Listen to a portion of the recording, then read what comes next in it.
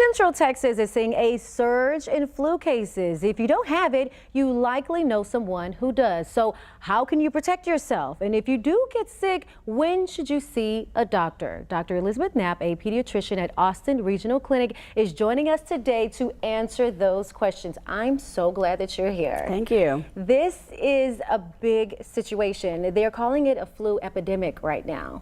We have so many people who are sick from our flu. You guys all have seen your own family members and friends getting sick. It's so true. So what's so unusual about this flu season? There are so many cases, but also there are so many people in the hospital and dying from flu.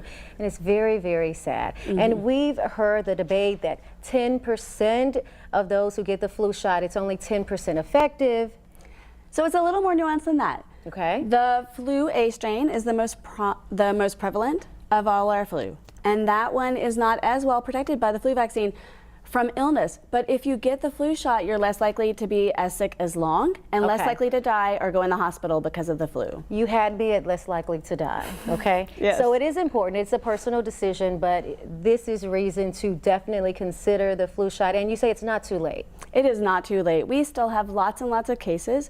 It does take like 2 weeks for the flu vaccine to be effective, but we will have lots of flu that happens in February. So it is time to get it if you have not done it. Okay, final question. How do we distinguish between the flu and the common cold?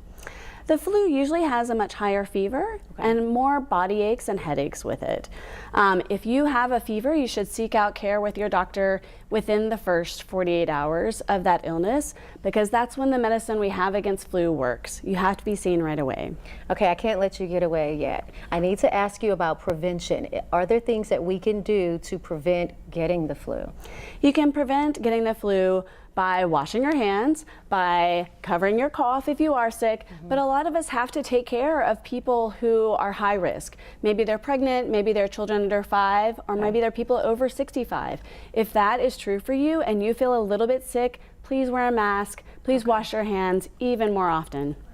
Okay, one last thing. We understand that we can get the flu by coughing, sneezing, hand-to-hand contact, but I'm hearing now just breathing in the same air with someone who has the flu, you could get the flu? This is just one study, so the data is still out. Okay. But that's where that mask helps you. Okay. Because if somebody is coughing around you, then that mask will prevent that spread to your nose and mouth. All right, the takeaway is protect yourself as best you can and take care of yourself if you do get sick. Dr. Knapp, thank you so much for joining us this midday. We appreciate the information. Thank you for having me.